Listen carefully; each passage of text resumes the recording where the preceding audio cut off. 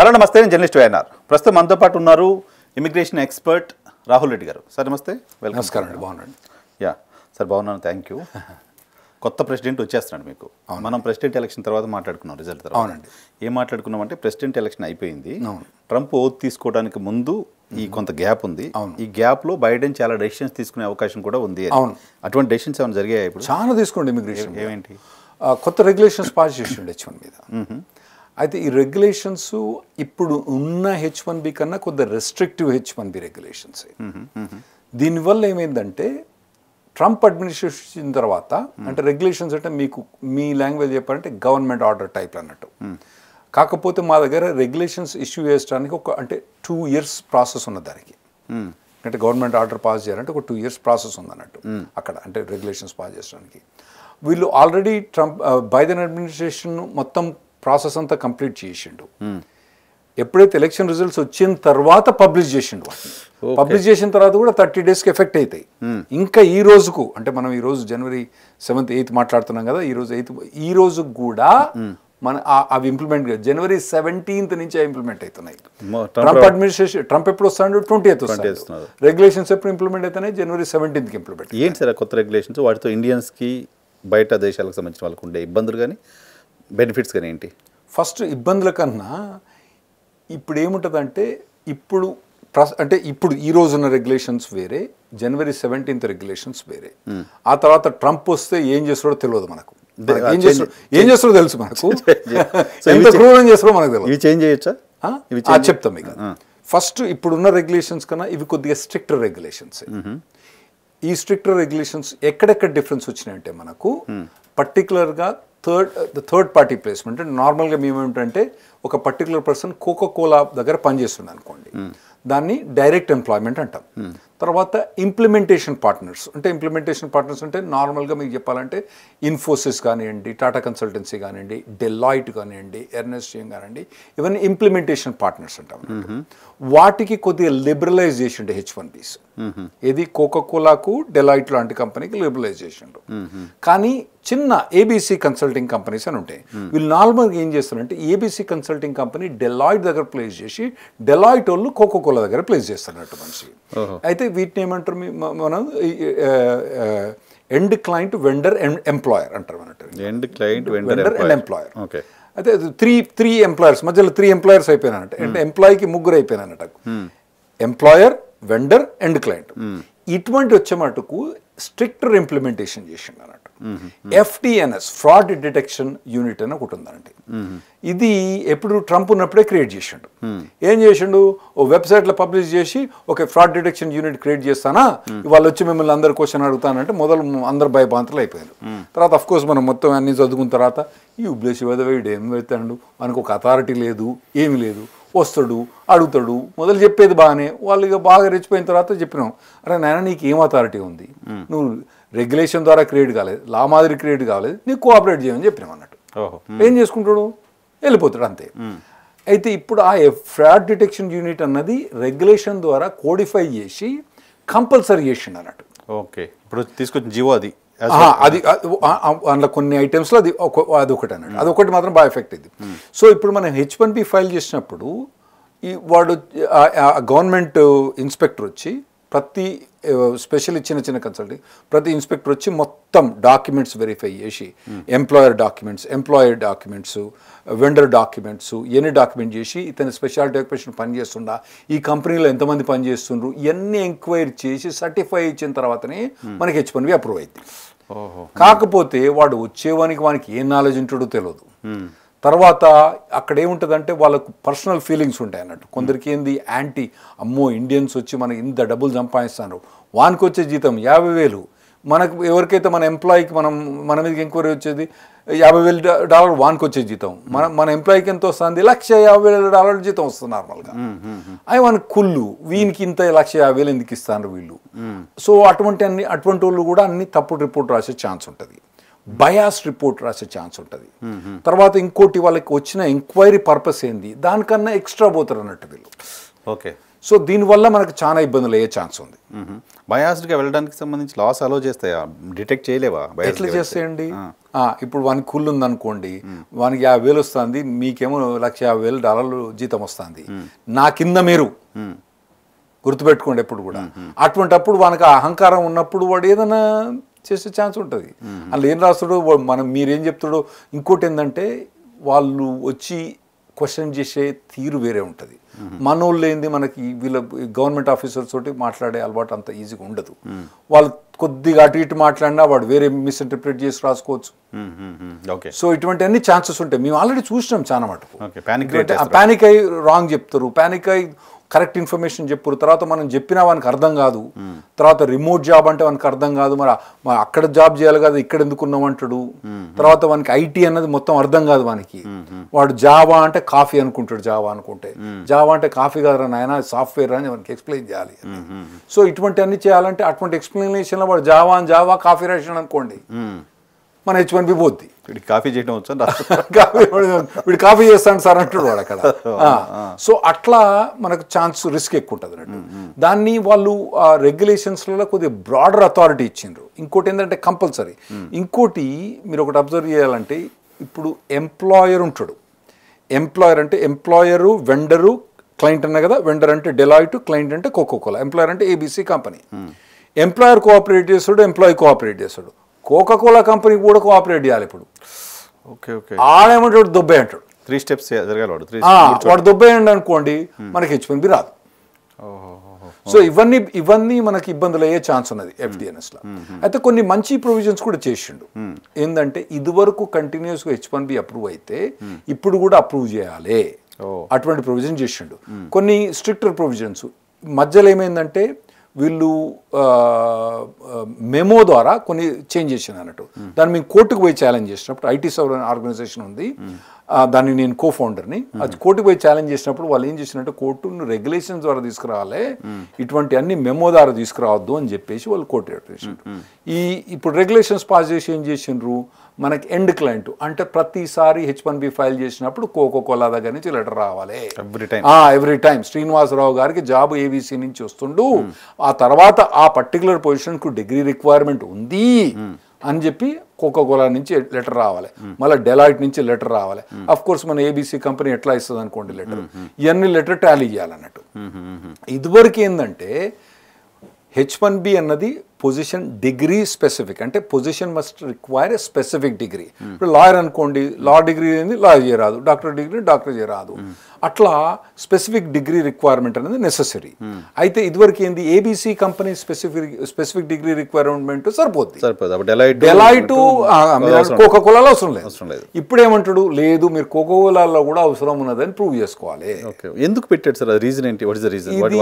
ఇది కొద్దిగా అంటే ఇది మొదటి నుంచి కూడా టైటనింగ్ చేయడానికి, H1B టైటనింగ్ చేసాను. పర్టికులర్లీ చిన్న చిన్న కంపెనీస్ కొన్ని అబ్యూజ్ చేసిన సిస్టమ్ను, వాటిని కొద్దిగా టైటన్ చేయడానికి ఇవి చేసినారు. కొద్దిగా మన వాళ్ళ తప్పు కూడా ఉన్నది. ఈ చిన్న చిన్న కంపెనీస్లో దాదాపుగా మన 80% 90% ఓనర్స్ మన వాళ్ళే. వాటిని టైటన్ చేయడానికి ఇవి చేసిండ్రండి. మన వాళ్ళే అంటే ఇండియన్స్, ఇండియన్ ఒరిజిన్ వాళ్ళకి దాదాపుగా చిన్న consulting companies, IT consulting companies, ఏవైతే H1B ఎంప్లాయ్ చేసే ఐటీ కన్సల్టింగ్ కంపెనీస్ దాదాపు 80-90% ఇండియన్సే, ఇంకెక్కువ కూడా ఉండొచ్చు అండి. సో బికాస్ ఆఫ్ ఇండియన్స్ వాళ్ళు ఈ డెసిషన్ తీసుకోవాల్సి వచ్చింది. అయితే ఇప్పుడు మీరు అన్నారు కదా, దీన్ని అండు చేయొచ్చా ట్రంప్ వస్తాయి? 2 తీర్ల చేయొచ్చండి. ఒకటి, కొత్త రెగ్యులేషన్స్ పబ్లిష్ చేస్తూ, కాకపోతే కొత్త రెగ్యులేషన్ పబ్లిష్ చేయడానికి 2-3 ఏళ్ళు పడుతుంది ట్రంప్ అడ్మినిస్ట్రేషన్. కరెక్ట్ కదా. ఈ 2 years అయితే మన 2-3 yearsలో 3 years తర్వాత, ఆ తర్వాత 4 ఏళ్ళ తర్వాత అడ్మినిస్ట్రేషన్ పోద్ది. ఇంకోటి ఏం చేయొచ్చు అంటే పార్లమెంట్లో పోయి దీన్ని అండూ చేయొచ్చు. అయితే ఇంతకుముందు మీకు చెప్పినప్పుడు ఇంతకుముందు ప్రొవిజన్ ఏంటంటే పార్లమెంట్లో ఇతనికి మెజారిటీ లేదు. ఎందుకంటే లోక్సభ రాజ్యసభలో ఇప్పుడు 2, అంటే మేము అక్కడ హౌస్ ఆఫ్ రిప్రజెంటేటివ్స్ సెనేట్ అంటాం, ఈ రెండిట్లో కూడా ట్రంప్కు మెజారిటీ ఉంది కాంగ్రెస్లో. కాకపోతే సెనేట్లో వాళ్ళకు ఫిల్ బస్టర్ అని ఒక రూల్ ఉందండి. దానికి ఏంటంటే 60 votes కావాలి. లేవు, అతనికి రావు. రావు ఎందుకంటే వాళ్ళు 54 మంది ఉన్నారు, వీళ్ళు 46 మంది ఉన్నారు, 1-2 అటు వాళ్ళకి రావు. 5-6 ఓట్లు కానీ రావు వాళ్ళకు. అయితే అందులో ఎక్సెప్షన్ ఏముందంటే, ఫిల్ బస్టర్లో ఎక్సెప్షన్ ఏముందంటే, ఒకవేళ కనుక ఏవైతే regulations within past 60 days or 60 daysలో ఏవైతే ఇంప్లిమెంట్ అయినాయో వాటిని అండూ చేయడానికి వాళ్ళకు సింపుల్ మెజారిటీ సరిపోద్ది. ఓకే, అండూ చేయడానికి సరిపోతుంది. చేస్తాం. అయితే అందులో కూడా తిరకాసు ఉంది. ఏంటది? ఇప్పుడు ఈ రెగ్యులేషన్స్ కనుక అండూ చేసిండు అనుకోండి, మళ్ళీ మనం పాత లాస్ పోతాం. పాత లాస్ ఇంకా ఈజీగా ఉన్నాయి. ఓకే ఓకే ఓకే ఓకే, కొత్త రెగ్యులేషన్ రావాలంటే 2-3 ఏళ్ళు పడుతుంది. ఓకే, కనీసం సంభవం ఇవి బెటర్ కదా అని ట్రంప్ కూడా ఆలోచించారు. ఇప్పుడు తీసేస్తే ఆయనకే నష్టం. సో బైడెన్ మంచి ఇరికిచ్చిపోయిండు. కొత్త లా పాస్ చేయడానికేమో ట్రంప్ మెజారిటీ లేదు, టైం పడుతుంది. దీన్ని అండూ చేసిండంటే ఉన్నది పోద్ది, ఉంచుకున్నది పోద్ది. సో ఈ రెగ్యులేషన్సే నాకు తెలిసినంత మటు ఉంచుకుంటాడు. లేదా మరి ఏమైనా క్రియేటివ్ వే ఏమైనా చేస్తేనో చెప్పలేము మనం. ఓకే, H1B కాకుండా కొత్తగా ఈ టెన్యూర్లో బైడెన్ తీసుకొచ్చిన ఇంకా వేరే చేంజెస్ ఏమైనా ఉన్నాయా? అవునండి, చాలా H1B చాలా తీసుకొచ్చిండండి. ఇప్పుడు H4 EAD అని ఉందండి. ఓకే, ఆర్ అడ్జస్ట్మెంట్ ఆఫ్ స్టేటస్లో కూడా EADs అని ఉంటాయండి. కొన్ని చాలా EADs ఉన్నాయి. దాదాపు ఒక చెప్పాలంటే ఒక 20 లక్షల మంది employment authorization document different categories ఉన్నాయండి. అందులో కొన్ని కేటగిరీస్ ఏం చేసిందంటే మీకు H4 ఇప్పుడు ఫర్ ఎగ్జాంపుల్ నాకు employment authorization document January 20th expire అవుతుంది. నేను January 20th లోపల కనుక ఎక్స్టెన్షన్కు ఫైల్ చేస్తే నాకు EAD అప్రూవ్ కాకపోయినా కూడా 540 రోజుల దాకా పని చేసుకోవచ్చు నేను. ఆల్మోస్ట్ అటువంటి కొన్ని ప్రొవిజన్స్ తీసుకొచ్చిండు. అన్ని EADsలో కాదు, కొన్ని ఈజీ ఆటోమేటిక్ అందులో ఏముండేయండి, Srinivasarao date of birth so and so, అయ్య పేరు అవ్వ పేరు ఇది అంతే, అప్రూవ్ చేయడం అందులో ఏముండేవి. అటువంటి రొటీన్గా అప్రూవ్ చేసే EADsకు ఇతని ఎక్స్టెన్షన్స్, అది కూడా ఫస్ట్ కాదు, ఎక్స్టెన్షన్స్కు ఆటోమేటిక్ ఎక్స్టెన్షన్ 540 days ఇచ్చిండు. కొందరికేమో 180 days ఇచ్చిండు, కొందరు 540 days ఇచ్చిండు. సో అటువంటి ప్రొవిజన్స్ పట్టుకొచ్చిండు అన్నట్టు. That is good for Indians. Definitely good for Indians. ఇంకోటి ఏంటంటే H1, H4 అండ్ EADsకి వాళ్ళకి ఇదివరకు బయోమెట్రిక్స్ పెట్టేది ఎవరు, ట్రంప్ అడ్మినిస్ట్రేషన్ బయోమెట్రిక్స్. దానివల్ల ఏంటంటే ప్రతి ఒక్కటి డిలే అవుతుంది. ట్రంప్ అప్పుడు ఇంటెన్షన్ ఏంది, దీన్ని డిలే చేయాలి. ఏదైతే EAD ప్రొవిజన్ ఉందో, ఎంప్లాయ్మెంట్ ఆథరైజేషన్ ప్రొవిజన్ ఉందో, వాళ్ళకి డిలే చేస్తే, అంటే అతను యాంటీ ఇమిగ్రెంట్ కాబట్టి దాన్ని డిలే చేయడానికి ఏం చేసిండు, బయోమెట్రిక్స్ పెట్టిండు. అంటే H4 వాళ్ళకి బయోమెట్రిక్స్ అంటే మీకు చిన్నగా చెప్పాలంటే, అరే 4 ఏళ్ళ పిల్లలకు వాళ్ళకి ఎందుకు బయోమెట్రిక్స్ అంటే, వాళ్ళు ఏమైనా పోయి టెర్రరిజం చేస్తారు 4 ఏళ్ళ పోరగాళ్ళు. సో అటువంటి అన్ని చేసి ప్రొవిజన్ చేసి డిలే చేసిండు అన్నట్టు. సో అవన్నీ తీసేసిండు అతను. తర్వాత మేము 485 ఫైల్ చేయాలంటే మొత్తం ఆస్తులన్నీ డిక్లేర్ చేయాలి. ఎక్కడ ఆస్తులు డిక్లేర్ చేయాలి, ఇండియాలో ఆస్తులు డిక్లేర్ చేయాలి, ఇక్కడ డిక్లేర్ చేయాలి, బ్యాంక్ డిక్లేర్ చేయాలి, ఎడ్యుకేషన్ డిక్లేర్ చేయాలి. ఇవన్నీ అవసరమా? అవసరం లేదు. అవన్నీ ఆస్తుల డాక్యుమెంట్లు అవన్నీ పెద్ద పేపర్ వర్క్. మనకు కావాల్సింది ఏంటంటే అక్కడ ఒక 4 ఫ్యామిలీస్కి యావరేజ్ ఫ్యామిలీ ఇన్కమ్ 50,000 ఉంటే, ఇది USCIS రిక్వైర్మెంట్ ప్రకారం మనం we don't have to do anything, మనం రిక్వైర్మెంట్ మీట్ అవుతాం. వీనికి 50,000 ఇన్కమ్ ఉందని చూపెడితే అయిపోద్ది కదా. మిగతా ప్రాపర్టీస్ అవసరం ఉంది. ఒకవేళ ఈ 50,000 లేనప్పుడు మిగతా ప్రాపర్టీ చూపెట్టడం ఆనందం. కానీ లేదు, మొత్తం కావాలి, అసెట్స్ నీ మొత్తం స్టాక్ మార్కెట్ కావాలి, ఇది కావాలి, నీ ఇండియాలో ఆస్తి కావాలి, ఇది కావాలని చెప్పి పెద్ద పేపర్ వరకు. ఈయనకుండే ఈ క్రిమినల్ రికార్డ్, మనం ఈయన మంచి క్రిమినల్, ఎటువంటి క్రిమినల్ చేయలేదని మనం అన్నీ రాసి పెట్టాలి కదా, అఫిడవిట్స్ అన్ని. అవన్నీ కాకుండా అది గింతుంటే ఇది ఇంత పెద్ద కట్ట ఉండేది, పెద్ద పని. ఈ పని అయితే వాడు అడ్జుడికేట్ చేసడానికి ఆఫీసర్ మొత్తం చూడాలి వాడు. 485 అప్లికేషన్. సో ఇటువంటి అన్ని అనవసరంగా గెలికి పెట్టేది అన్నట్టు, ఇటువంటి అన్ని చేసిండు అన్నట్టు. దీని ద్వారా ఇబ్బందులు పెట్టడం తప్పితే ఏం లేదన్నట్టు. అవన్నీ తీసేసిండు బైడెన్ అడ్మినిస్ట్రేషన్. సో చాలా ప్రాసెస్ ఈజీ చేసి పెట్టేసిండు. తర్వాత ఫ్రాడ్ మీద బాగానే ఇంప్లిమెంట్ చేసిండు. ఎందుకంటే ఇవన్నీ లేనప్పుడు ఫ్రాడ్ మీద ఫోకస్ ఎక్కువ చేసిండు అతను. ట్రంప్ ఉన్నప్పుడు ఏంటంటే ఇటువంటి చిల్లర వాటర్ మీద ఎక్కువ ఫోకస్ చేసి ఫ్రాడ్ మీద ఎక్కువ ఫోకస్ చేయలే. ఇతను ఫ్రాడ్ మీద బాగా ఫోకస్ చేసి. సో ఇప్పుడు వీటిని కూడా మార్చడానికి సంబంధించిన అవకాశం ఉంటుందా ట్రంప్ వస్తే ఇమిడియట్ గా హోల్డ్ చేయడానికి? ఎట్లా మార్చడు, డెఫినెట్ గా మార్చే ఉద్దేశం ఉంది. డిక్లరేషన్ మార్చుతా అని. H4 EAD అని ఒకటి ఉందన్నట్టు. ఒక 3 లక్షల మంది మన ఇండియన్స్ ఎంప్లాయ్మెంట్ ఉండే ఇప్పుడు అక్కడ. మన 1.5 మంది 2 లక్షల మంది మన తెలుగు వాళ్ళే. వాటిని తీసేస్తాను మొదలే చెప్పిండు. సో ఇటువంటి అన్ని ఈ ప్రొవిజన్స్ అతను ఎప్పుడు తీసుకొస్తాడు, ఎంత టైం తీసుకొస్తాడు, ఎలా తీసుకొస్తాడు, తీసుకురాగలుగుతాడా, కోర్టులో ఎంత మటుకు అబ్జెక్షన్ చెప్తానే ఉన్నాయి. కోర్టులో న్యాయమూర్తులు కూడా ఇప్పుడు ట్రంప్కు సంబంధించిన వాళ్ళు ఎక్కువ ఉన్నారు అనేది విన్నాను. అవునండి, ఇప్పుడు కొద్దిగా చేంజ్ అయిపోయింది. గిన్స్బర్గ్ అని అప్పుడు ఉండే పాప ఆమె చనిపోయింది. ఆమె చనిపోడు కూడా ట్రంప్ ఉన్నప్పుడే చనిపోయింది ఆమె. అది బాధ. ఇప్పుడు 7గురిలో మెజారిటీ ట్రంప్కు లేదా అడ్వకేట్స్ వీళ్ళు 9లో ఎప్పుడు కూడా ఇప్పుడు దాదాపుగా 30 సంవత్సరాల నుంచి రిపబ్లికన్సే మెజారిటీ. అలా నార్మల్గా ఏంటంటే 4 గోడ మీద ఒక జడ్జి ఉండేనట్టు, దాన్ని గోడ మీద. సో గోడ మీద ఒక జడ్జి. ఇప్పుడు ఏమైంది, 4-5 గోడ మీద ఒక జడ్జి అయ్యిండు. 4-5 గోడ మీద, సారీ 4-5-3 గోడ మీద ఒక జడ్జి అయిపోయింది. ఓకే. సో గోడ మీద జడ్జి పని లేకుండా అయిపోయింది అన్నట్టు. అది ప్రాబ్లం అయిపోయింది. ఇప్పుడు వీళ్ళకి మెజారిటీ ఎప్పుడు వచ్చింది. సో దానివల్ల కొద్దిగా ట్రంప్కు అడ్వాంటేజ్ ఉంటుంది ఈసారి. సో ఇప్పుడు ట్రంప్ వచ్చిన తర్వాత ఇమీడియట్గా ఇన్స్టెంట్గా ఫస్ట్ ఇండియన్స్ లేకపోతే తెలుగు వాళ్ళు ప్రధానంగా భయపడేది కానీ సంతోషపడేది కానీ ఏం జరగబోతోంది? ఫస్ట్ బర్త్ రైట్ సిటిజన్షిప్ అండి. అది ఇమ్మీడియట్గా తీసేస్తాడు. అది ఎంత మటుకు తీసేస్తాడు, ఎట్లా తీసేస్తాడు అన్నది ఇప్పటికి మాకు అర్థం కావట్లేదు.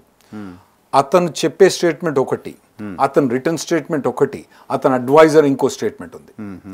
చెప్పే స్టేట్మెంట్ ఏంది, ఇల్లీగల్ వాళ్ళ పిల్లల్ని మాత్రం మేము సిటిజన్షిప్ ఇయ్యనని చెప్పేస్తాం. That is fine. దాంట్లో వెబ్సైట్లో ఏముందంటే ఒకవేళ ఇద్దరు పేరెంట్స్లో ఒకళ్ళన్న గ్రీన్ కార్డ్ లేకపోతే వాళ్ళకి మేము సిటిజన్షిప్ ఇయ్యనని సెకండ్ ఆన్లైన్ స్టేట్మెంట్. ఈడు స్టీవెన్ మిల్లర్ ఉంటాడు కదా, వాడు వెనుకకు పోయి ఎవరి పిల్లలు అయితే గ్రీన్ కార్డ్ హోల్డర్ సిటిజన్షిప్ లేరో వాళ్ళందరి పిల్లలు కూడా సిటిజన్షిప్ క్యాన్సిల్ చేస్తాను వాడు. ప్రీవియస్ వాళ్ళు కూడా అది ట్రంప్ అనలేదు, ట్రంప్ వెబ్సైట్లో పెట్టలే, కానీ వాని ఎవరైతే ఇమిగ్రేషన్ అడ్వైజర్ ఉన్నాడో వాడు రిటర్న్ స్టేట్మెంట్లు ఉన్నది వాంది. ఇప్పుడు కూడా వాడు అడుగుతుంది అంటాడు, తీసేయాలంటాడు వాడు. ఎప్పుడు క్లారిటీ వస్తుంది మనకి? ఇది మనకి జనవరి 28నే వస్తుంది, ఎందుకంటే అది ఫస్ట్ ఆర్డర్ అది సైన్ చేస్తాం. Okay okay okay. ఇంకోటి మీకు ఏమన్నా జనవరి 20కు ట్రంప్ అడ్మినిస్ట్రేషన్ వస్తుంది. మాకు పార్లమెంట్ కూడా సేమ్ November 8 ఆ టైంలో ఎలక్షన్స్ అయినాయి, అప్పుడు రిజల్ట్స్ వచ్చేసినాయి. January 6కు కొత్త పార్లమెంట్ వచ్చేసింది మాకు. కొత్త వచ్చిన తర్వాత January 7th already Trump elected అని వాళ్ళు డిక్లేర్ చేయాలంటే పార్లమెంట్ మా దగ్గర అక్కడ ఒక ఫార్మాలిటీ అది ఆల్రెడీ డిక్లేర్ చేసేసిండ్రు. ఆ పార్లమెంట్లో సెనెట్లో హెడ్ ఎవరు, కమలా హ్యారిసే. She declare the Trump one. So Trump one. అది అయిపోయిన తర్వాత first legislation anti immigration legislation pass చేసిండ్రు పార్లమెంట్లో. లోక్సభలోనే పాస్ అయింది, ఇంకా రాజ్యసభ పోలే. మరి రాజ్యసభలో ఎట్లా ఉంటుందో అందులో కూడా సూపర్ మెజారిటీ తోటి దాదాపుగా 54 డెమోక్రాట్స్, 59 డెమోక్రాట్స్ ఎగ్జాక్ట్గా తెలియదు, 54 మంది డెమోక్రాట్స్ కూడా రిపబ్లికన్తో ఓటేసిండ్రు. అయితే ఇది కొద్దిగా కాంట్రవర్షియల్ ఏం లేదు. లేదంటే ఇల్లీగల్గా ఉన్న వాళ్ళు ఎవరైతే క్రిమినల్ యాక్టివ్లో పడితే వాళ్ళని తీసుకుపోయి బొక్కలే అని చెప్పేసిండ్రు. సో ఇది పెద్ద కాంట్రవర్షియల్గా లేదు. ఇల్లీగల్ యాక్ట్ ఒక ఫస్ట్ ఏంటంటే వాళ్ళు ఇల్లీగల్ ఉన్నారు, ఇంకోటి వాళ్ళు క్రైమ్ యాక్ట్ లేదా థెఫ్ట్ కానీ బల్గరీ కానీ మిగతా మేజర్ క్రైమ్స్ ఆల్రెడీ వాళ్ళని బొక్కలేస్తారు. కానీ చిన్న చిన్న క్రైమ్స్ షాప్ లిఫ్టింగ్ అటువంటి ఉంటాయి కదా, అటువంటి వాటికి కూడా ఇప్పుడు వాళ్ళని బొక్కలేవాలని చెప్పి రూల్ పెట్టిండు. సో అది పెద్ద కాంట్రవర్షియల్ కాదు కాబట్టి సెనెట్ కూడా పాస్ అయ్యే ఛాన్స్ ఉంటుంది. ఫస్ట్ వాళ్ళు సిగ్నిఫికెన్స్గా పాస్ చేయాలని ఫస్ట్ డే అది లెజిస్లేషన్. సో బర్త్ రేట్ ఒకటి ప్యానిక్గా ఉంది. బర్త్ రేట్ అన్నది పార్లమెంట్ పాస్ కాదు. ఓకే, కాబట్టి ప్రసక్తి లేదు. ఇది మన అబార్షన్స్ది కూడా పాస్ కాదు. కాకపోతే ఇంప్లిమెంట్ చేసే పరిస్థితి లేదని. అయితే అబార్షన్స్కి వచ్చేవాటికి ఏమైందంటే ఇది ప్రతి స్టేట్ ఒక్కో రూల్ పెడతాను. ట్రంప్ యాక్చువల్గా మన అబార్షన్కు ఫేవర్ పర్సనే, కాకపోతే రిపబ్లికన్ పార్టీ అన్నది యాంటీ అబార్షన్కు ఉన్నది అన్నట్టు. అయితే వీళ్ళు ఏమంటారంటే రిపబ్లికన్ పార్టీ మాకు సంబంధం లేదు, ఏ స్టేట్ కూడా ఆ స్టేట్ చేసుకుంటారు అంటాడు. ఇప్పుడు మా టెక్సస్ స్టేట్లో కనుక రేప్ కేసు అయినా కూడా ఒకవేళ ఏమైనా ప్రెగ్నెంట్ అయితే lady, so for example even అటువంటి వాళ్ళు కూడా అబార్షన్ చేసుకోవాలంటే పర్మిషన్ అయిన మా దగ్గర ఇవ్వరు. అంత ఘోరం మా టెక్సస్లో. సో అటువంటి పరిస్థితి టెక్సస్లో ఉన్న వాళ్ళు వేరే స్టేట్ పోవచ్చు అన్నట్టు. సో అట్లా వీళ్ళు ఏమంటారు, రిపబ్లికన్స్ అంటారు మాకు సంబంధం లేదా, టెక్సస్ సంబంధం వాళ్ళతో మాట్లాడుకోండి అంటారు. దాని మీద కూడా స్టేట్స్కే అథారిటీ ఇచ్చారు కాబట్టి ఇచ్చింది. సుప్రీంకోర్టు ఇవన్నీ నడుస్తాను వెళ్ళండి, ఎప్పటికి ఏమైతుంది అన్నది సుప్రీంకోర్టుకు ఇంకా క్లియర్ డెసిషన్ ఇవ్వలే మాకు ఇంకా. Okay. So foreign policy definitely డబ్బులు మాత్రం ఎవరికి ఇవ్వడు ట్రంప్. ఒక్క ఇజ్రాయెల్ తప్పితే ఎవరి డబ్బులు ఇవ్వడు, ఎవరి డబ్బులు ఇవ్వడు. ఫారెన్ పాలసీలో ఇప్పుడు ఆల్రెడీ ఏంటంటే ఇతను ఏమంటాడంటే చాలా మట్టుకు టారిఫ్ బెనిఫిట్స్, మేము ఒక ప్రోడక్ట్ కెనడాకు పంపితే వాళ్ళేమో టారిఫ్ వేస్తుండ్రు, కెనడా మాకు పంపితే మేము టారిఫ్ వేస్తలేము అని చెప్పి ఆల్రెడీ కెనడాని భయపెడితే ఆ ప్రైమ్ మినిస్టర్ ఆల్రెడీ రిజైన్ చేసి పోయినాడు. ఎకానమీ మొత్తం డౌన్ అయిపోయింది కదా అక్కడ. ఇది వస్తుందనే డౌన్ అయిపోయింది. ఇప్పుడు అక్కడ కెనడాలో ఏ పరిస్థితి వచ్చిందంటే ఈయనతో తాలకాయ నొప్పేందుకు ఆడు ట్రంప్ డిమాండ్ చేస్తాడు కదా 51 స్టేట్ అలా వేయగలుగుదామంటారు వాళ్ళు. అమెరికాలో కలిసేద్దాం అంటే వాళ్ళకు ఉన్న పాపులేషన్ కూడా 3 కోట్లే. అండ్ వీళ్ళ కల్చర్ వాళ్ళ కల్చర్ ఒకటే తీరు ఉంటుంది, చెప్పలేం కలవచ్చు. ఇప్పుడు గ్రీన్లాండ్ కూడా అంటాను మరి, అది ఎంత మటుకు. కెనడా మాత్రం చాలా అంటాను. ఇప్పుడు ఆడేమవుతుందంటే డిస్కషన్ అవుతుంది అన్నట్టు, మనకు ఉంటే లాభం, ఇండిపెండెంట్ కంట్రీ ఉంటే లాభమైంది, లేకుంటే లాభమైంది అని డిస్కషన్. కెనడా ఎంత పెద్ద కంట్రీ తెలుసా అండి? అమెరికా కన్నా 2 times పెద్ద కంట్రీ. విస్తీర్ణంలో. అవునా? నేను ఇంకా తక్కువ చెప్తాను, 3 times ఉండొచ్చు. 2 times కన్నా పెద్ద కంట్రీ. స్నో ఎక్కువ ఉండొచ్చు. రష్యా కూడా అంతే కదా, కానీ న్యాచురల్ రిసోర్సెస్ బాగున్నాయి అక్కడ. సో ఇప్పుడు ఆ కెనడాను కూడా ఇలా డిస్కస్ చేస్తాను, ఇవన్నీ రాజకీయ ఇంటర్నేషనల్ మొత్తానికి తను స్ట్రాంగ్ ఉక్కు పాదంతో పోతుండు. మన ఇండియాకు వచ్చే మటుకు పెద్ద మనకు అంటే Pakistan definitely will be negatively affected. ఎందుకంటే ఒక పెన్ని పైసా అతను ఇయ్యలే, బైడెన్ ఇయ్యలే, ట్రంప్ ఇయ్యలే, బైడెన్ ఇయ్యలే, మళ్ళీ ట్రంప్ అసలు ఒక్క పైసా ఇయ్యడు. No question. ఒక ఇజ్రాయెల్కి వచ్చే మటుకు మాత్రం కంపల్సరీ డబ్బులు ఇచ్చుడు కానీ సపోర్ట్ మారే ఉంటుంది. యుక్రెయిన్కి వచ్చే మటుకు మాత్రం డబ్బులు ఇయ్యడు ఇతను. Ukraine pro Russia kind of అనుకోవచ్చు. Pro Russia. తైవాన్కి వచ్చే మటుకు ఏం చేస్తాడో తెలియదు మనకు, అంటాండు. కానీ వాళ్ళు కూడా అంత మాటల యుద్ధమే, కానీ తైవాన్కి వచ్చి ఆక్యుపై చేసే ధైర్యం చైనాకి లేదనుకుంటాను. ఎందుకంటే వాళ్ళు $1.3 trillion ఎక్స్పోర్ట్ చేస్తారండి ఎవ్రీ ఇయర్. మనకు సింపుల్ ఎగ్జాంపుల్ చెప్పాలంటే మన ఇండియా $420 billion ఎక్స్పోర్ట్ చేస్తున్నారు, వాళ్ళు $1.3 trillion ఎక్స్పోర్ట్ చేస్తున్నారు. 3-4 times ఎక్స్ట్రా ఎక్స్పోర్ట్ చేస్తారు వాళ్ళు. ఒకవేళ వార్ అయిందనుకోండి, వాళ్ళకు శాంక్షన్స్ అనేది బాగా ఎఫెక్ట్ అవుతాయి. మన ఇండియా మోస్ట్లీ ఇంటర్నల్ ఎకానమీ, వాళ్ళదేమో ఎక్స్టర్నల్ ఎకానమీ బాగా. సో చైనా అంత డేర్ చేసి తైవాన్ ఆక్యుపై చేస్తుందా అన్నది చూడాలి. భయపెడతానే ఉన్నారు, చాలా భయపెడతానే ఉన్నది. ట్రంప్ ఉక్కుపాదంతో పోడా అన్నది తెలియదు. ఇప్పుడు యుక్రెయిన్ మీద మాత్రం లిబరల్, పోనీ వాళ్ళు ఆక్యుపై చేసిన వాళ్ళకి ఇచ్చే నువ్వు వచ్చేసి అంటాడు. ఇజ్రాయెల్ మాత్రం డెఫినెట్, ఇజ్రాయెల్ అమెరికా ఎప్పుడు వదులుకోదు. అడ్మిషన్స్ పాయింట్ ఆఫ్ వ్యూలో ఇప్పుడు కొత్తగా యూఎస్లో అడ్మిషన్స్ అక్కడ యూనివర్సిటీస్కి వెళ్ళాలనుకునే వాళ్ళకు ఈ కొత్త ట్రంప్ అడ్మినిస్ట్రేషన్ ఏమైనా ఎఫెక్ట్ అవుతుందా, నెగిటివ్గా ఉంటుందా? అంటే అడ్మిషన్స్కు ఈజీ అండి. ఎప్పుడు అడ్మిషన్స్కు గవర్నమెంట్ ఇంటర్ఫియర్ కాదు. కాకపోతే ఏమంటే వీసాలు ఇచ్చే కాడ వెదర్ టైమింగ్ కానీ లిబరల్గా ఇస్తారా అన్నది మెయిన్ ఇంపార్టెంట్ ఉంటుంది. సెకండ్ ఏంటంటే ఈ వర్క్ పర్మిట్, ఓపీటీ అంటే మనం నార్మల్గా ఇప్పుడు డిగ్రీ చేసిన తర్వాత 1 year వర్క్ పర్మిట్ వస్తుంది. ఆ తర్వాత మళ్ళీ 2 years ఎక్స్ట్రా పర్మిట్ ఓన్లీ మీకు స్టెమ్ డిగ్రీ ఉంటాయి, అంటే 3 years ఓవరాల్గా పర్మిట్ ఉంటుంది. అవి ఉంటాయా, ఉంటే వాటి మీద రెస్ట్రిక్షన్స్ ఎంత ఉంటాయి, అవన్నీ ఎక్కువ కన్సిడర్ చేసుకోవాలి. ప్రామిస్ చేశాడు దాని మీద ఏమన్నా ఎలక్షన్లో? ఇవన్నీ వీళ్ళకు చాలా ఐటమ్స్ ఉంటాయండి. ఇమ్మిగ్రేషన్లో కూడా ఎంప్లాయ్మెంట్ అనేది ఒక చిన్న ఐటమ్. మీకు సింపుల్ ఎగ్జాంపుల్ చెప్పాలంటే, మాకు ఏడాదికి ఒక 10 లక్షల మందికి గ్రీన్ కార్డ్ ఇస్తారు. అందులో ఎంప్లాయ్మెంట్ బేస్డ్ ఎంతమందికి ఇస్తారు తెలుసా మీకు? ఓన్లీ 1,40,000 మందికి, అంటే 14% మెంబర్స్కు ఎంప్లాయ్మెంట్ బేస్డ్. సో దీని మీద అంత వాళ్ళకు నాలెడ్జ్ అవగాహన ఉండదు. అయితే ఇలా కొందరికి ఉంటుంది. ఇప్పుడు వాళ్ళ ఏవైతే స్టీవెన్ మిల్లర్ అన్నారో అతనికి బాగా అవగాహన ఉంటుంది అతనికి. కానీ ట్రంప్కు అంత ఇటువంటి ఏ ప్రెసిడెంట్ కూడా చాలా కష్టం, అన్లెస్ వాళ్ళు ఇమిగ్రేషన్ బ్యాక్గ్రౌండ్ నుంచి వస్తే తప్పితే వాళ్ళకు చాలా కష్టం అన్నట్టు అవగాహన. సో వాటి మీద ఏం కమెంట్ రాలేదు. కాకపోతే ఏవైతే మీ మెగా పార్టీ అంటాం వాళ్ళని, అంటే మేక్ అమెరికా గ్రేట్ అగైన్ అని ఒక రైట్ వింగ్ ఆర్గనైజేషన్ అన్నట్టు, వాళ్ళు మాత్రం ఆల్రెడీ ఓపీటీని తీసేయాలి, స్టెమ్ ఎక్స్టెన్షన్ తీసేయాలి, స్టూడెంట్ వీసా ఉండాలి, రాండి వచ్చి చదువుకోండి, నో వర్కింగ్ అని వాళ్ళు అంటారు. ఓకే, వాళ్ళ ఏది వీళ్ళంతా ట్రంప్ సపోర్టర్స్ అన్నట్టు. సో ఇప్పుడు మొత్తం ఎలక్షన్ జరిగిన తర్వాత, ట్రంప్ గెలిచిన తర్వాత ప్రపంచవ్యాప్తంగా ట్రంప్ అమెరికా అధ్యక్షుడు అవుతున్నాడు అనే దానికంటే ఎలాన్ మస్క్ హడావుడి ఎక్కువైపోయింది.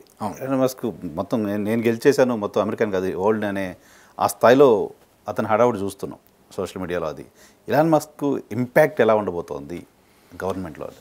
మీకు కనబడేది ఇలాన్ మాస్కే, మాకు కనబడేది ఇలాన్ మాస్క్ కాదు. అక్కడ స్టీవెన్ బ్యానన్ అని ఉన్నాడండి. ఇప్పుడు మీకు సింపుల్గా చెప్పాలంటే, అంటే నేను ఆయనను ఆర్ఎస్ఎస్ కంపేర్ చేస్తాను. ఓకే, ఇప్పుడు బీజేపీకి ఇప్పుడు మీకు నరేంద్ర మోదీ ఉన్నాడు, నరేంద్ర మోదీకి ఆర్ఎస్ఎస్ ఉందనుకోండి, ఆర్ఎస్ఎస్ ఇంపార్టెంటే కదా, డెఫినెట్ కదా, ఆర్ఎస్ఎస్ చీఫ్ ఇంపార్టెంటే కదా. స్టీవెన్ బ్యానన్ అతను ఆర్ఎస్ఎస్ చీఫ్ అనుకోండి మీ లాంగ్వేజ్లో, స్టీవ్ బ్యానన్ అనే అతను ఆర్ఎస్ఎస్ చీఫ్ అనుకోండి, ట్రంప్ మోదీ అనుకోండి. ఓకే, అంటే ట్రంప్కు మోదీకి ఆర్ఎస్ఎస్ చీఫ్ ఇంపార్టెంటే కదా, ఈ ట్రంప్ కూడా స్టీవెన్ బ్యానన్ అనేది ఇంపార్టెంట్. మాకు ఇక్కడ భారతీయ జనతా పార్టీకి ఆర్ఎస్ఎస్ అనేది ఒక ఐడియాలజికల్ బేస్. అవును, సేమ్ అదే మెగా. అక్కడ ఏంటి దాన్ని మెగా, అది అప్పుడప్పుడు చేంజ్ అవుతా ఉంటుంది, ఒకసారి టీ పార్టీ అంటాం, ఒకసారి ఈ పార్టీ అంటాం. ఇప్పుడు మెగా అని పేరు పెట్టినారు. మెగా అంటే make America great again. Okay అని ఒక మూమెంట్ అన్నట్టు. దానికి ఆర్ఎస్ఎస్ మాదిరి పెద్ద ఆర్గనైజేషను, దానికి స్ట్రక్చరు అవన్నీ ఏం లేవు, ఒక మూమెంట్ అన్నట్టు. అంటే మీకు సింపుల్గా చెప్పాలంటే గన్ రైట్స్, వాళ్ళకు గన్ రైట్స్ ఉండాలి, అందరి గన్ ఉండాలి. Every American should have a right to bear gun. అటువంటి ఐడియాస్ ఉన్న వాళ్ళు మెగా ఆర్గనైజేషన్ ఉన్నది. యాంటీ అబార్షన్, ఇటువంటి యాంటీ ఇమిగ్రేషన్, ఇటువంటి అన్నీ ఉన్నాయి. ఈ స్టీవ్ బ్యానన్ అతను ఏమంటాడంటే మొత్తం ఇమిగ్రేషన్ బంద్ పెట్టాలంటాడు. అసలు ఇమిగ్రేషన్ వద్దు, మొత్తం H1 L1 మొత్తం అన్ని తీసి పడేసాలి, వచ్చిన ఎవరిని రానియద్దు, మొత్తం H1 ఉన్న వాళ్ళని తీసి పెట్టబడేయాలంటాడు. అది ఇలాన్ మాస్క్ వివేక్ రామస్వామికి పడదు. First of all Ilan mask అనే అతను కూడా H1 మీద ఉన్న అతను. ఇలాన్ మాస్క్ అమెరికాలో పుట్టిన అతను కాదు, కాదు, నాకు తెలియదు. అతను మన మాదిరి H1 మీద స్టడీ మీద వచ్చి H1 మీద వచ్చి మళ్ళా ఈవెన్చువల్ గ్రీన్ కార్డ్ వచ్చిన అతను. అతను ఏమంటాడంటే ఎంటర్ప్రినర్స్ అన్న వాళ్ళు H1 మీద వచ్చి ఎంటర్ప్రినర్ చేసి, ఆయన ఉన్నాడు కదా $400 బిలియన్ మనిషి, richest person in the entire world. అంటే అటువంటి వాళ్ళందరూ రారని కొందరు దాన్ని ప్రోగ్రెసివ్ ఆర్గనైజేషన్, ప్రోగ్రెసివ్ సైడ్ అనుకోవచ్చు. ఇదే మెగా ఆర్గనైజేషన్, ప్రోగ్రెసివ్ ఇమిగ్రేషన్ ఆపేస్తే ఒక వివేక్ రామస్వామి, ఒక ఎలాన్ మస్క్ ఉండరు కదా అమెరికాకి అనేది పాయింట్. వివేక్ రామస్వామి అక్కడ పుట్టిన అతను. ఎందుకంటే ఆయన ప్రెసిడెన్షియల్ క్యాండిడేట్ కంటెస్ట్ చేసిన కదా. Elon Musk can never be president of United states. Is not, you must be born Indian US citizen, otherwise you won't be. So అతను ఎలిజిబుల్ కాదు. వివేక్ రామస్వామి కంటెస్ట్ చేసిన. సో ఈ స్టీవెన్ బ్యానన్కు యాంటీగా అతను ఈ స్లోగన్స్ కొద్దిగా మొదటి నుంచి కూడా ఎలాన్ మాస్క్ కొద్దిగా అవుట్ స్పోకెన్ పర్సన్ మనకు తెలుసు. స్టీవ్ బ్యానన్ మీరు మా మాటలింటో చూడాలి ఎట్లా మాట్లాడతాడు, వామ్మో ఒక కోరిక పడేస్తా అంటాడు. ఇంకోటి ఏంటంటే ఇలాన్ మాస్క్ మాట్లాడినా ఆడ పోయి ఎవడు పోయి ఆయన చెప్పిన ఎవడు పోయి ఏం చేసేది. స్టీవ్ బ్యానన్ అంటే భయపడాలి ఆయన అంటే. ఇట్లా చూ అనగానే 1000 మంది వచ్చి కొడతారు మనం. So Steve బ్యానన్. సో వీళ్ళలో ఎవరి వైపు ట్రంప్ బెండ్ అవ్వడానికి, ఎవరి డెసిషన్స్ని ఫాలో అవడానికి, ఎవరు చెప్పిన దానికి ఇన్ఫ్లుయెన్స్ అవ్వడానికి ఛాన్స్? ఇప్పుడు ప్రెస్ స్టేట్మెంట్లో మాత్రం ట్రంప్ ఏమన్నాడంటే H1B ప్రోగ్రామ్ నేను లైక్ చేస్తాను, నాకు H1B ఎంప్లాయీస్ ఉన్నారు, సో నేను H1B ఫేవరబుల్ అని అన్నాడు. H1B రిస్ట్రిక్షన్ చేస్తా అని చెప్పిన ట్రంప్ కానీ H1Bని తీసేస్తా అని ఎప్పుడు ట్రంప్ చెప్పలేదు. బట్ మెగా కోరుతుంది అది, మెగా కోరుతుంది. ఆ స్టీవెన్ మిల్లర్ అనే వాడు కోరుతున్నాడు. వాళ్ళు మెగా ఆర్గనైజేషన్స్, వాళ్ళకి కొన్ని ఆర్గనైజేషన్ అది ఫెయిర్ అనే ఇమిగ్రేషన్ రెస్ట్రిక్టివ్ ఆర్గనైజేషన్ ఉంటుంది అన్నట్టు, అదొక ఆర్గనైజేషన్ ఉంది. ఇంకోటి ఏంటంటే వాళ్ళదొక న్యూస్ పేపర్ ఉంది, బ్రిట్ బ్రాటన్ న్యూస్ పేపర్ ఉంది అన్నట్టు. వీళ్ళందరూ రాస్తూనే ఉంటారు anti immigration, anti F1s, anti H1s, anti L1s, anti వాళ్ళు ఇక అదే ప్రొపగండా చేస్తూ ఉంటారు. సో వాళ్ళందరూ గన్ రైట్స్ వాళ్ళు సపరేట్, వాళ్ళు వేరే. వీళ్ళంతా ఒక ఆర్గనైజేషన్ అన్నట్టు. ఈ గన్ రైట్స్ కానివ్వండి, యాంటీ ఇమిగ్రేషన్ కానివ్వండి, యాంటీ అబార్షన్ కానివ్వండి, వీళ్ళంతా ఒక రైట్ వింగ్ ఆర్గనైజేషన్ అన్నట్టు. ఇప్పుడు ఇలాన్ మాస్క్ ఆయన కొద్దిగా మోడర్న్ థింకింగ్ పర్సన్ కదా అతను. You can't. సో మనం ఉన్న దాంట్లో ముల్లర్ కంటే మస్క్ మాటలు వింటేనే ట్రంప్ బెటర్ అనుకోవాలి. అవును, అంతే కదా. స్టీవెన్ మిల్లర్ కనుక ఆఫ్ కోర్స్ మనకైతే ఇలాన్ మాస్క్ బెటర్ కదా. ఎందుకంటే ఈ బిలీవ్స్ ఇన్ టెక్నాలజీ. వీళ్ళు టెక్నాలజీ బిలీవ్ చేయరు, ఏం బిలీవ్ చేస్తారో మనకు తెలియదు. So Ilan mask definitely will be more favourable to India. అతను ఆల్రెడీ ఇలాన్ మాస్క్ ఫేవర్ చేస్తానని కూడా చెప్పాడు. ఇంకోటి ఏంటంటే వివేక్ రామస్వామి కొన్ని కాంట్రవర్షియల్ కమెంట్స్ అని అంటారు. మరి అది కాంట్రవర్షియల్ కాదా అని ఎవ్రీబడి హ్యాస్ టు ఎవాల్యుయేటెడ్. అతను ఏమన్నాడంటే యుఎస్లో కల్చర్ చేంజ్ చేయాలని చెప్పాడు. మనకిక్కడ మన ఇండియా నుంచి H1లు బయట నుంచి ఎందుకు వస్తున్నారు, మన దగ్గర ఎందుకు ప్రొడ్యూస్ చేస్తున్నారు, మన దగ్గర పోరగాలు లేరా, ఉన్నారు. మరి ఉంటే వీళ్ళు సైన్స్ చదవట్లేరు, ఇంజనీరింగ్ చదవట్లేదు. ఎందుకు చదవట్లేదు? స్కూళ్ళల్లో ఏమవుతుందంటే వాడు ఎవడు చిన్న పోయి ఎక్కడో పోయి పక్క డిస్ట్రిక్ట్లో పోయి ఒక ఫుట్బాల్ ఆడి మంచిగా ఫుట్బాల్ ఆడి 2 గోల్ కొట్టిండు అనుకోండి, వస్తే వాడిని తీసుకొచ్చి పెద్ద ప్రచారం చేస్తాను. అదే స్కూల్ నుంచి మ్యాచ్ ఛాంపియన్ స్టేట్ లెవెల్లో పోయి నేషనల్ లెవెల్ పోయి మ్యాచ్ ఛాంపియన్ వస్తే వాని కుక్క కూడా కానట్లేదు. Okay okay okay. సో అటువంటి ప్రొవిజన్స్ మనం ఏం చేయాలంటే వీళ్ళని ఆనర్ చేయడం మొదలు పెట్టాలి. మనము అకాడమిక్ టాలెంట్ని ఆనర్ చేయడం పెట్టాలి. అమెరికన్ కల్చర్లో ఇటువంటి మనం తీసుకురావాలి అని చెప్పి అతను అన్నాడు. ఫస్ట్ నుంచి లేదుగా కల్చర్లో, అమెరికన్ కల్చర్లో లేదు. మీరు కరెక్ట్, అతను చెప్పింది కరెక్ట్ కాదో ఇక అది ఈచ్ ఇండివిజువల్ బట్టి ఉంటుంది. ఇండియా అమెరికా పాయింట్ ఆఫ్ వ్యూలో. కానీ దాన్ని ట్విట్టర్లో వాళ్ళు ఎట్లా మెగా వాళ్ళు చెప్పారంటే నీ దేశం పోయి చేయి నువ్వు, ఆయన దేశమే అమెరికా, ఆయన దేశం ఎక్కడ పోతాడు, ఆయన దేశం ఇండియా కాదు. సో అటువంటి అన్ని అక్కడ స్టార్ట్ అయింది. యాక్చువల్గా యుద్ధం అన్నది అక్కడ స్టార్ట్ అయింది. ఇలాన్ మస్క్ కొద్దిగా సపోర్ట్గా వెండు వివేక్ రామ్. చాలా ఇష్యూస్లో బిట్వీన్ ద ట్రంప్ టీమ్ ఏకాభిప్రాయం లేదు, ఈ రెండిట్లో లేదు ఇష్యూస్లో. ట్రంప్ ఎటుంటాడు, మిడిల్ గ్రౌండ్లో ఉంటాడు లేదా లెఫ్ట్ ఉంటాడు, కానీ రైట్కి మాత్రం వన్ సైడ్ రైట్కి పోవడానికి సంబంధించిన అవకాశం లేదు. వరల్డ్ పాయింట్ ఆఫ్ వ్యూలో కూడా సార్ లేటెస్ట్ ఇష్యూ నిజానికి నేను దాని గురించి మాట్లాడదామని ఇంటర్వ్యూ మొదలు పెడతాం. సో అక్కడ యాపిల్ అనే కంపెనీ కొంతమంది ఎంప్లాయీస్ని శాక్ చేసింది, కొన్ని ఎన్జిఓస్కి ఏదో fund CSR fund kind of ఫండ్కి సంబంధించిన ఫ్రాడ్ జరిగింది అని. ఏంటి అసలు అది మీకు ఏమన్నా నోటీస్లో ఉంది? యాపిల్ ఆఫ్ కోర్స్ అందరూ మనకు తెలిసినట్టు దాదాపుగా top 3 companies for a long period of time number 1 company in the world కదా. సో వాళ్ళకి ఎట్లుంటాయంటే అక్కడ యుఎస్లో కొన్ని వాళ్ళకు పెద్ద కార్పొరేషన్స్ కాబట్టి వాళ్ళకు కొద్దిగా డొనేషన్ ఫండ్స్ ఉంటాయి అన్నట్టు.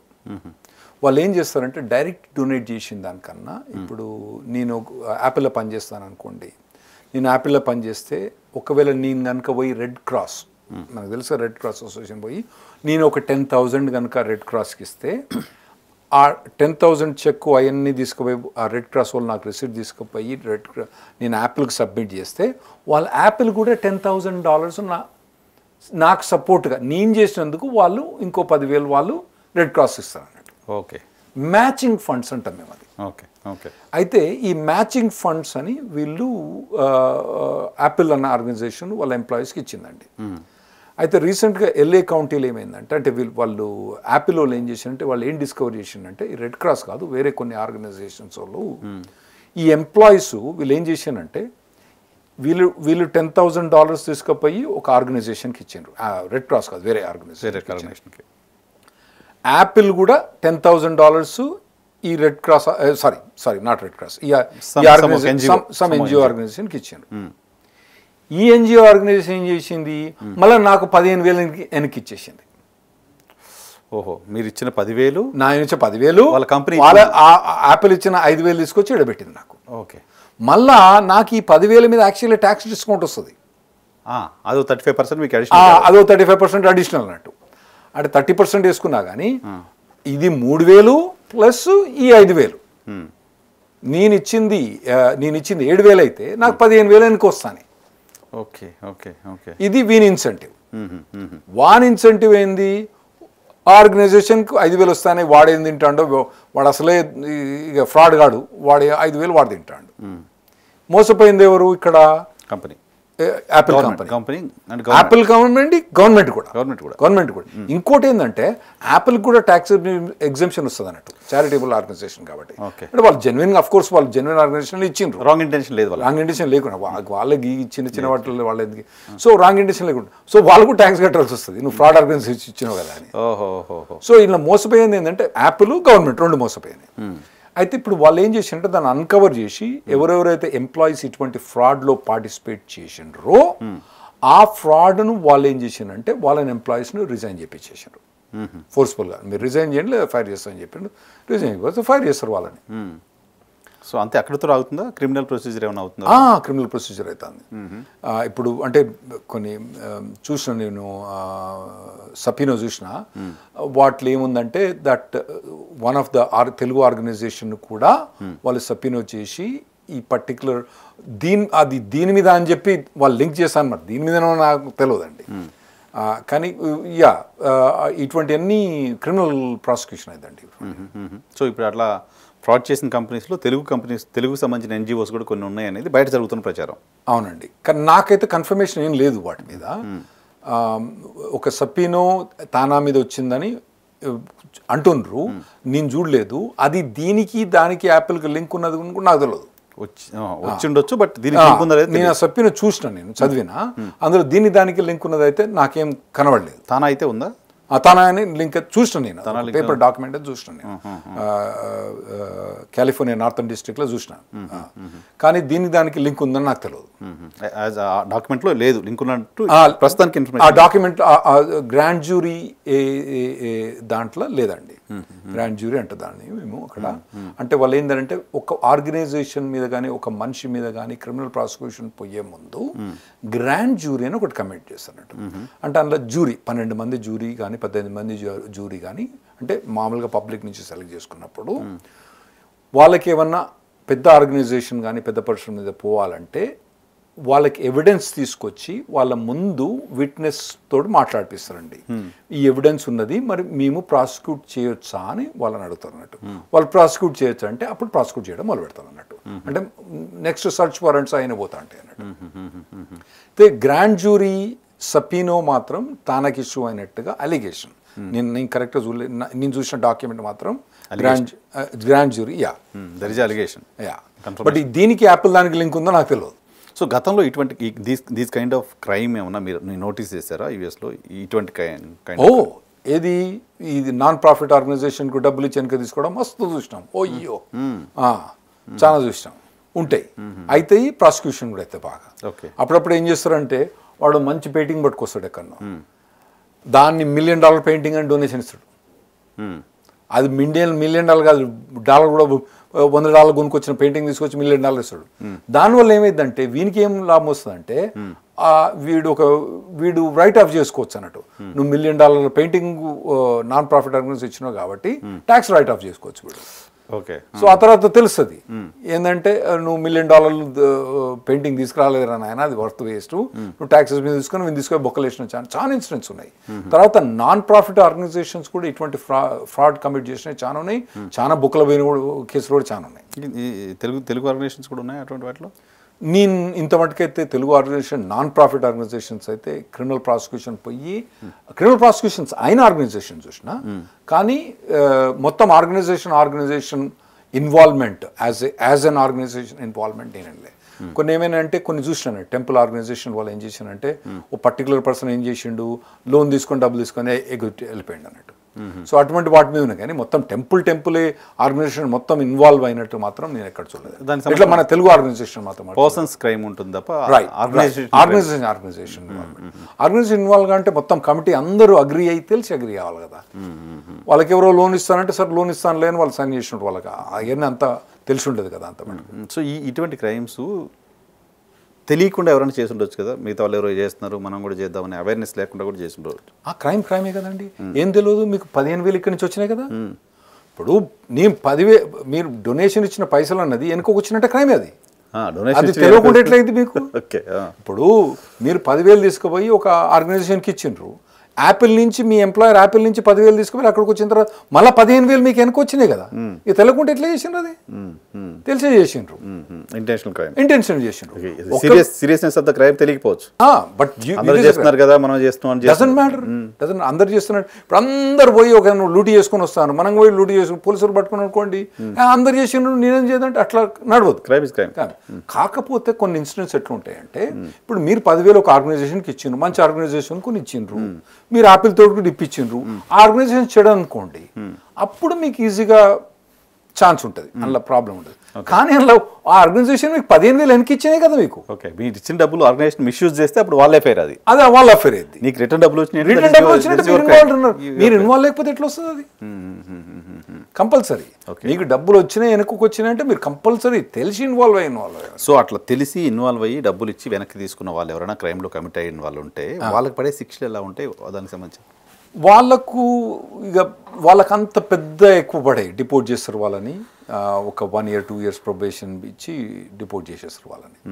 వాళ్ళకు పోయి తీసుకుపోయి జైల్లో చిన్న అంటే డిపెండ్స్ ఆన్ ద మనీ. ఒక 10,000 15,000 అంటే పెద్ద ఉండకపోవచ్చు. 100,000 అటువంటి అనుకోండి, వాళ్ళు అప్పుడు పెద్ద they can put them in jail for couple of years and then send them back. మేము దాన్ని మళ్ళీ రిటర్న్ చేస్తాం అంటే యాక్సెప్ట్ చేస్తాం? No. You have to. Once you have committed crime, you cannot return it back. అట్లా return ఇచ్చేది. ఇదేదన్నా మీరు అప్పు తీసుకొని నాకు వెనకకి ఇచ్చడం అంటే రిటర్న్ అది. మీరు ఫ్రాడ్ చేసిండ్రు కదా అక్కడ, అట్లా రిటర్న్ చేస్తుంటే ఒప్పుకోదు. పెనాల్టీ లాగో లేకపోతే అంటే సరే రిటర్న్ ఫస్ట్ డబ్బులు వెనకకి తీసుకుంటారు వాళ్ళు. వీళ్ళని మీ దగ్గర డబ్బులు ఉంటే వెనక తీసుకుంటారు. ఆర్బిట్రేషన్ ఉంటుంది కదా? ఉంటుంది కొంత. ఇప్పుడు అసలు నేను కట్టను డబ్బులు వెనక కన్నా అనుకోండి, 4 ఏళ్ళు వేస్తారు బొక్కల. నేను మొత్తం డబ్బులు కడతా, తప్పు అయినాయి, పెనాల్టీ కడతా, ఇది కడతా, అది కడతాను అనుకోండి, మీకు 1 year 2 years ప్రొబేషన్ ఇచ్చి డిపోర్ట్ చేస్తారు అటువంటి. అంతేగాని మీరు ఇచ్చిన డబ్బులు నేను వెనకకి ఇచ్చేస్తా, నేను ఇప్పుడు క్రైమ్ చేయలేదు, నా మీద మొత్తం ఏం రికార్డు లేకుండా ఉండాలంటే ఒప్పుకోరు. ప్రాసిక్యూటర్ ఒప్పుకోడు, జడ్జి ఒప్పుకోడు. Once a crime is committed, the victim cannot excuse the person, so they cannot. Right sir. Thank you very much Rahul Reddy గారు మాకు సమయం కేటాయించాను. ఇది రాహుల్ గారితో స్పెషల్ ఇంటర్వ్యూ చూస్తూనే ఉండండి. థ్యాంక్స్ అండి.